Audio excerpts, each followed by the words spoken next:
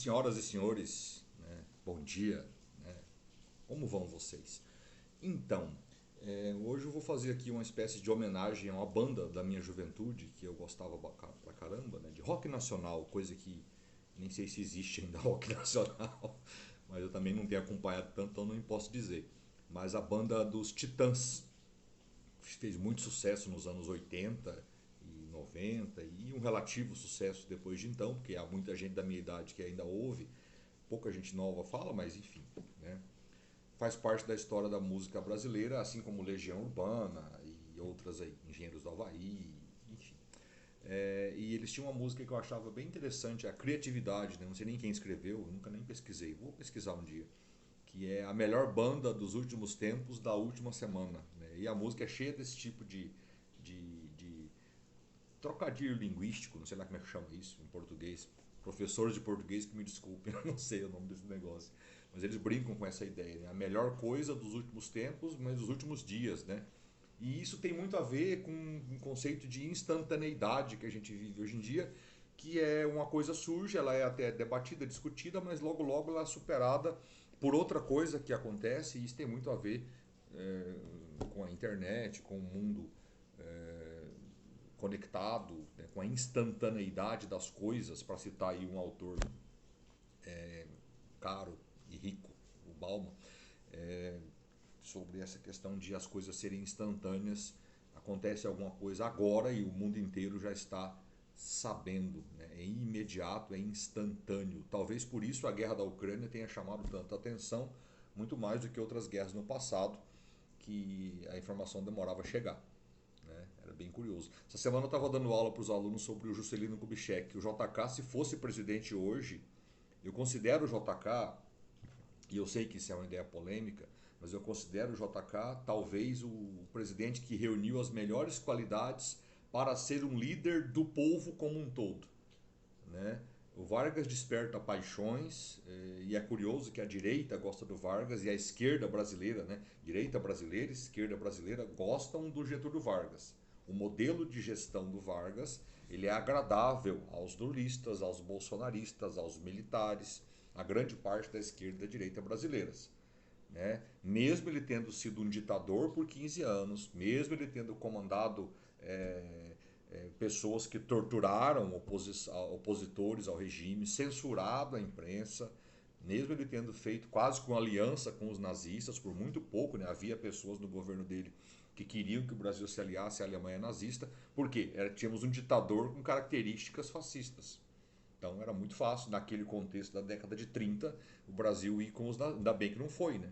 Ainda bem que tivemos ali outras pessoas que convenceram o Vargas: ó, não vai aí, meu amigo, aí não é o caminho, fica com os democratas. Né? E é por isso que o Vargas cai em 45, né? Ele governa de forma ditatorial até 45. E aí acaba a guerra, pô, o Brasil lutou do lado dos democratas, né? Para livrar o mundo da tirania de um ditador maluco. E aí vai ficar com um ditador aqui? Então não fazia sentido nenhum isso. É por isso que ele cai, ele perde a moral, né, em 45. Não que o que vem depois dele seja bom, que o Gaspar Dutra fez um governo bem mais ou menos. Aí o Vargas volta eleito, ele tinha feito coisas boas para a população, mesmo sendo um ditador. Né? O mundo não é linear, né? Não é porque é ditador que também é uma tragédia em todos os aspectos. Ele fez, criou o Ministério da Educação, criou direitos trabalhistas, leis trabalhistas, se preocupou com a questão do trabalho, deu voto, direito a voto para as mulheres, apesar de não ter eleição, mas ele deu direito a voto para as mulheres. É curioso. Mas ele volta muito popular, ganha a eleição em 50 e vai governar até 54, sofrendo muita pressão, tinha uma oposição muito forte, especialmente a partir da liderança do Carlos Lacerda, da UDN, né? O Vargas era um trabalhista do PTB, o antigo PTB, não esse PTB boçal e bocó que existe hoje. Esse PTB de hoje é ridículo, né? Não defende a causa trabalhista. Esse PTB de hoje defende, nem sei o que ele defende. O líder do PTB é o Roberto Jefferson, que está até preso, se eu não me engano. Sumiu, aliás, o Roberto, o homem que ia dar um golpe de Estado junto com o Sérgio Reis e sei lá mais quem, os caminhoneiros e algumas pessoas muito malucas que estavam por aí. Mas enfim, né, o Vargas governa e sofre uma pressão muito grande de grande parte dos militares. Os militares brasileiros nem sempre eles apoiam as coisas em conjunto. Parte deles vai, parte deles não vai. Né? Em geral, quem tem a maioria acaba levando fazendo o que quer, mas tem oposição. Então havia militares a favor do Vargas e havia militares contrários ao Vargas, a maioria era contrária ao Vargas, queriam dar um golpe nele em 54. O Vargas sente o cheiro de queimado, sabe o que vai acontecer. Um assessor, um segurança do Vargas tenta matar o Carlos Lacerda, o Gregório Fortunato. Tive uma ideia, o pessoal da época brincava, né? Que ideia é essa, Gregório? Vou matar o principal líder da oposição. Nossa, que ideia boa. Ninguém vai culpar o Vargas, né? Se o cara morrer. Ele vai lá e tenta matar o cara, não consegue, né? Não mata, apesar de acertar um tiro no Carlos Lacerda, acho que na perna, no pé, sei lá. Mata um segurança dele, um militar, né? Acho que da Marinha ou da Aeronáutica, não lembro agora. Mas ele mata um militar da Marinha ou da Aeronáutica e aí Aeronáutica? Acho que é aeronáutica. A aeronáutica começa a investigar e a partir dessa investigação chega no Gregório Fortunato e óbvio, né? É o principal segurança do Vargas, do gabinete do Vargas, e aí fica aquela suspeita de que o Vargas tem a ver com aquilo.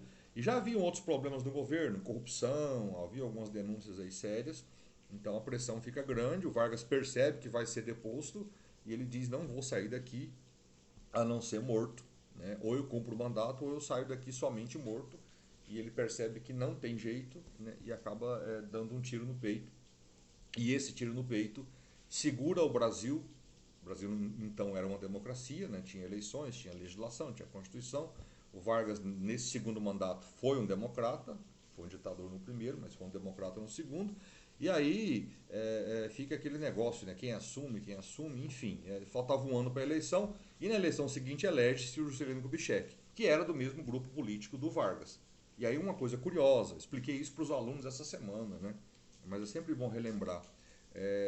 O Juscelino não tem a maioria dos votos. A eleição na época não era como é hoje, que tem segundo turno. Então, com uma eleição em segundo turno, o vencedor vai ter sempre a maioria dos votos, 50% mais um voto no mínimo. Né? Porque se não tem no primeiro turno, vai para o segundo turno e aí tem. Né? A eleição na época é tipo em municípios que não tem 200 mil eleitores, cidades pequenas, tipo a minha Camapuã, que às vezes o prefeito ganha com 35%, 40% dos votos apenas, desde que os outros não tenham, né, mais do que ele ganha. E foi o que aconteceu com o JK. O Juscelino Kubitschek ganhou com 30 e poucos por cento, se não me engano, não lembro exatamente o percentual, mas ele não teve a maioria dos votos. E aí os militares que já queriam derrubar o Vargas, e o JK era do grupo político do Vargas, era um herdeiro do Vargas, não vai assumir. Não vai assumir, não vai assumir, não vai assumir. E a gente teve pela primeira vez na história, primeira e única vez na história brasileira, um golpe militar a favor da lei, a favor da democracia. Né? Que acho que é Marechal Lott, acho que é lá do Rio Grande do Sul, sei lá, uma coisa assim, ele vai lá e fala, não, vai assumir sim, senão eu vou pôr minhas tropas na rua. Ele comandava uma parte lá do exército, e aí o restante dos militares fica meio assim, e agora, vamos fazer uma guerra civil aqui. O cara tinha sido eleito, mas não tinha tido a maioria dos votos. Como não tinha segundo turno, ficou aquele negócio. Aí o general vai lá e bate na mesa e fala, não, vai assumir, pronto. Foi a primeira intervenção militar a favor da democracia de verdade. Deixou o JK assumir. Ele assume, o JK, você pode não gostar dele, ter críticas a ele, é normal isso, né? Mas ele foi um democrata, ele faz um governo muito democrático, ele não persegue nunca a oposição, não persegue a imprensa, não persegue os militares que queriam impedir a posse dele, sofre uma oposição duríssima do Carlos Lacerda e passa todos os 5 anos de governo apanhando bastante da imprensa, nunca censurou a imprensa. Por isso ele merece um elogio. Eu gosto dele por isso. Acho que é por isso que eu gosto dele. Porque o governo dele teve coisas boas e ruins, como todo governo tem. Né? Ele coloca de pé o plano de metas, né? Ele estrutura investimentos em saúde, em educação, ele foca muito no mudar o modal de transporte do Brasil para rodoviário. Isso acaba sendo muito positivo para atrair indústrias de automóveis para cá, porque o Vargas era muito nacionalista, famoso patriota da época, dos anos 40, né? Contra o estrangeiro, então não vinha para cá empresa estrangeira e ele andou expulsando algumas daqui. O JK pensava que não, que para completar a industrialização brasileira precisávamos trazer indústrias, especialmente de bens de consumo. Então, fogão, rádio, equipamento eletrônico, ferro de passar, essas coisas. A gente não tinha indústria disso, não tinha desenvolvido isso, faltava isso. De automóveis, então, nem se fala. E aí o JK vai lá e traz montadoras como a Ford e a Volkswagen, abre a economia brasileira para a empresa estrangeira chegar até aqui, né? Isso vai ser bom e ruim. Bom por quê? Porque industrializa o Brasil de vez. Faltava essa parte da indústria e a gente não tinha indústria nacional disso. Ruim porque passamos a ficar meio que dependentes dessas grandes empresas transnacionais, multinacionais, né? E na época elas enviavam todo o capital que ganhavam aqui, todo o dinheiro que saía daqui ia embora para a matriz. Isso mudou depois com o tempo, mas hoje na época era assim. Então ela só gerava empregos e produzia, ok. Consumia recursos do país, matéria-prima do país, comprava, tá, tinha uma geração de riqueza aqui dentro, mas o lucro dela ela reinvestia fora daqui. De novo, isso muda depois, tá? Hoje não é mais assim, mas enfim, na época era. E esse setor avança, o rodoviarismo. Isso joga o Brasil numa situação muito complexa, porque somos um país gigantesco e temos poucas ferrovias, especialmente para transportar grandes cargas, minério, grandes toneladas aí de soja, de milho. Isso deveria ser transportado por trem, né? por ferrovias, e infelizmente é por rodovias, e o custo, já sabemos disso, é muito maior. Deu um poder também muito grande para a categoria dos caminhoneiros. Não é à toa que, se eles quiserem, eles jogam a economia do Brasil de joelhos, eles dão um tombo na economia do Brasil, basta querer. Para uma semana. É o suficiente para a gente perder 1% do PIB, né? E, enfim, é uma crise terrível.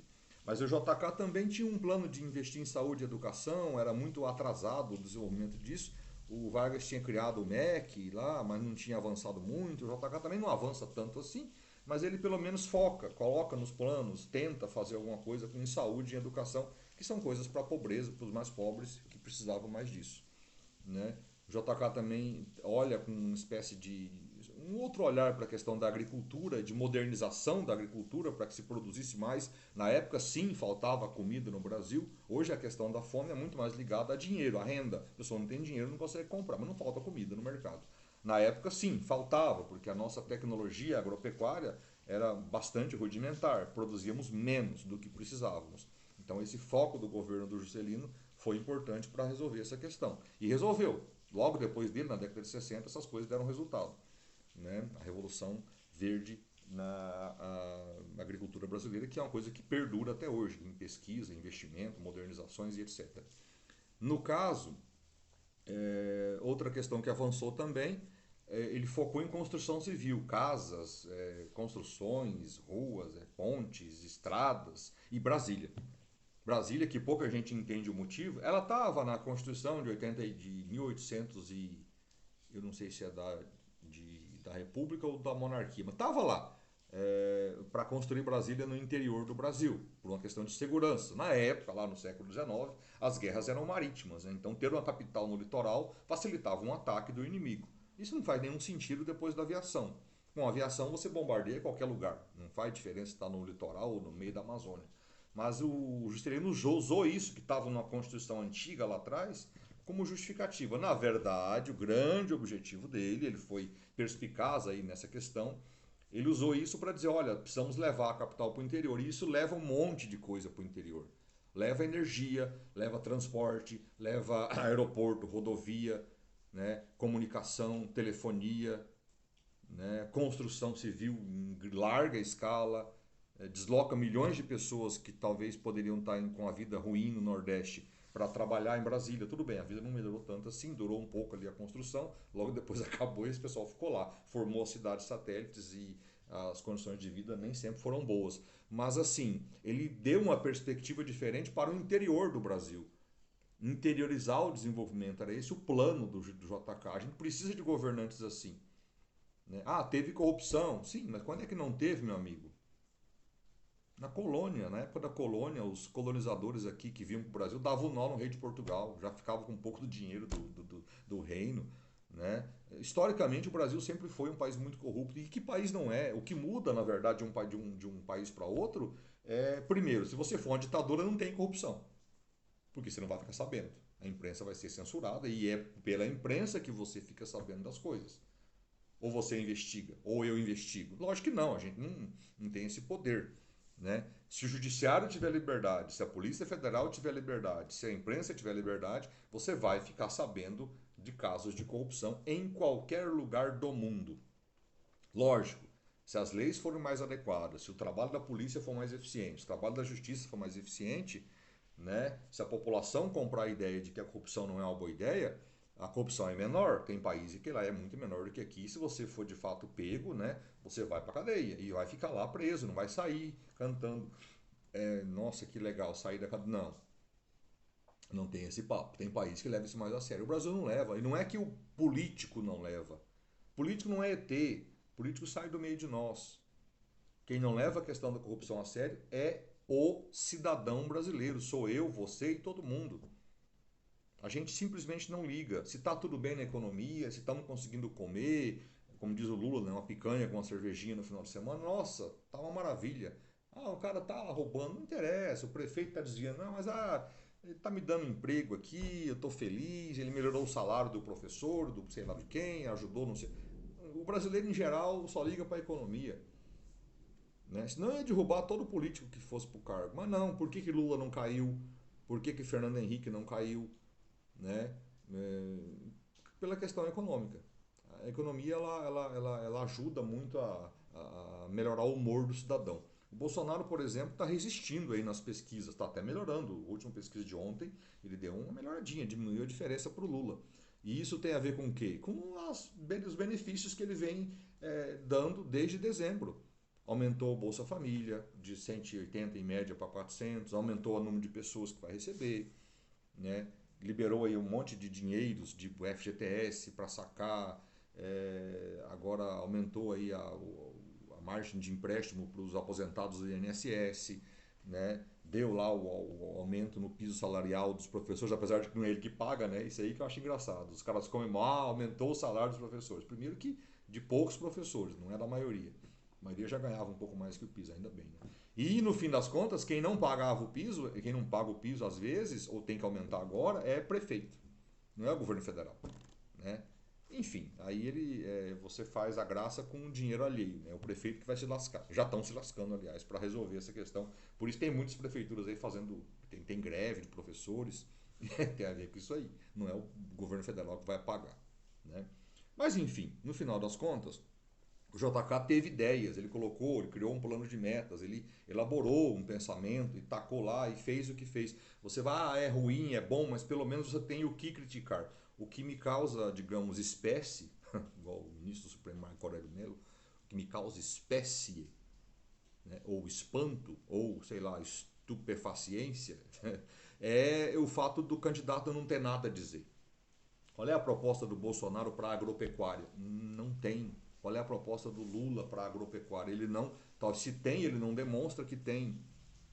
A gente fica debatendo coisas menores, coisas do dia a dia, que são importantes, eu concordo, mas falta sim. Por exemplo, o Brasil vem se desindustrializando desde os anos 80.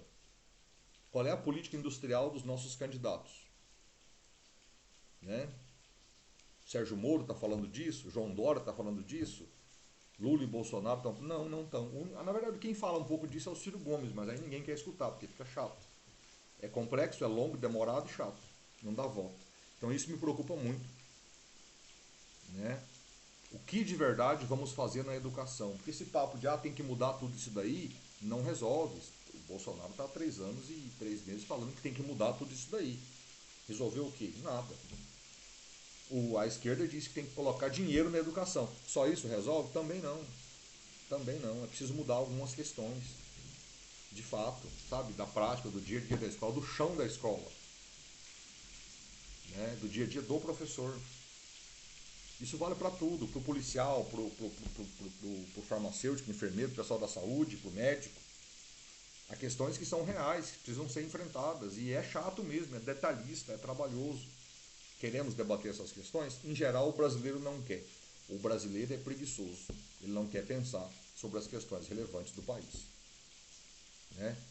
E um dos motivos, eu dei essa aula esse ano e sempre dei essa aula para meus alunos, um dos maiores problemas do brasileiro é ele não se preocupa muito com o voto no legislativo, o voto no vereador ou no deputado estadual, ou no deputado federal, ou no senador.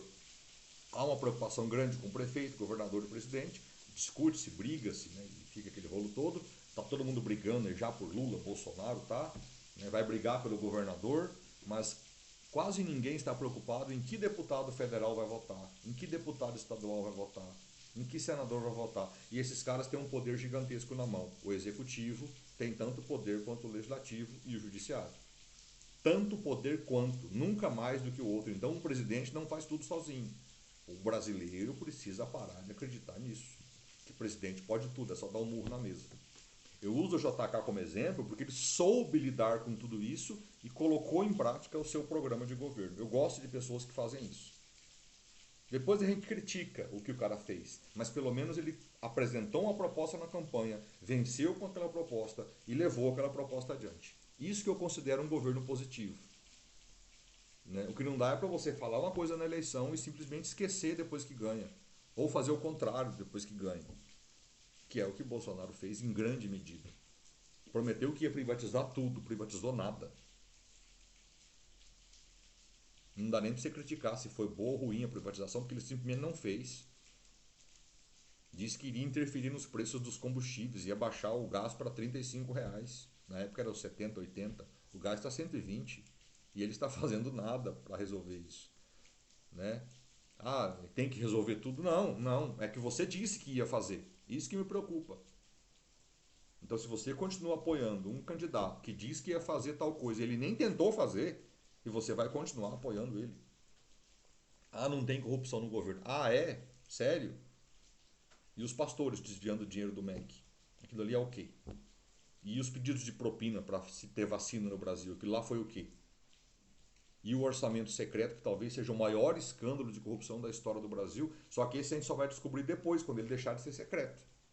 Porque não se sabe o que está acontecendo ali. Né?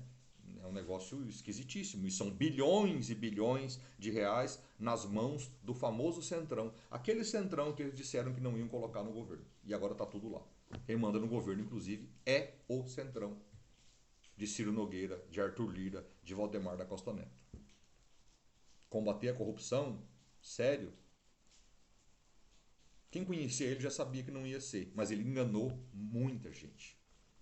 Agora você que vê isso e continua, meu amigo e minha amiga, eu sinto muito. Mas aí já é um caso perdido, é um caso problemático. Eu tenho dificuldade eu já tenho dificuldade de acreditar numa pessoa. Né? Mas beleza, vamos lá, vamos dar uma chance. Quando você vê que não está fazendo o que falou que ia fazer, ele nem tenta, e pelo contrário, ele faz exatamente o contrário do que diz que ia fazer. E aí o apoio continua, eu acho muito estranho. Não sei o que vai acontecer na eleição. É muito provável que o Lula ganhe a eleição. Essa aliança que ele faz com o Geraldo Alckmin já é pensando em governabilidade. É pensando em dizer para o mercado, olha, eu tenho um vice mais conservador, um vice que não vai me permitir fazer loucuras.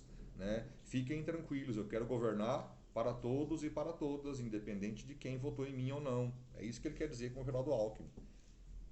O Lula só está dando uma mensagem de que não vai ser um radical no governo, não vai transformar o Brasil numa Cuba ou numa Venezuela ou coisa parecida. Não, Lula vai governar como ele governou, para o capitalismo, dentro do capitalismo, no capitalismo, fazendo os pobres entrarem no mercado de consumo. É isso que ele está dizendo que vai fazer. É suficiente para o Brasil? O eleitor que decida isso. Né? Mas é isso que ele está dizendo com a aliança com o Geraldo Alckmin. É a leitura que o Alckmin fez também. O Alckmin entendeu que Bolsonaro não é uma opção. Lula pode ser uma opção. É isso que o Alckmin entendeu. E o Alckmin é um político experiente. Acho que ele sabe o que está fazendo da vida dele. Né? Quem sou eu para julgar o cara que foi governador de São Paulo 4 vezes? 4 vezes governador do estado mais rico do Brasil. Então eu, sinceramente, né, não tenho nada para dizer sobre a escolha dele. Ele que se decida lá e siga o caminho. Mas é isso. Essa eleição vai ser difícil. Mas eu recomendo que você estude como foi a gestão do JK, com todos os seus defeitos. Ele teve muitos defeitos, mas eu considero uma gestão que levou o Brasil adiante. Havia um plano e ele tentou colocar o plano e muita coisa ele realmente conseguiu. Energia, transporte, ele focou nisso muito. Construção civil. Saúde e educação não avançou tanto. Né? A agricultura, ele inicia ali os movimentos para que a agricultura se modernizasse depois e isso acabou acontecendo nos anos seguintes. Então, assim, eu considero um presidente mais cabeça aberta. Não era extremamente nacionalista, como era o Vargas. O JK permitia a entrada de tecnologia estrangeira. Simples assim. Só isso mudou o Brasil nos anos que vieram. Beleza? Vamos lá, vamos pensar. Pensar sempre é muito bom. Ajuda a decidir melhor, né, para que a gente não tenha problemas como a gente vem tendo nos últimos tempos. Até mais, até a próxima.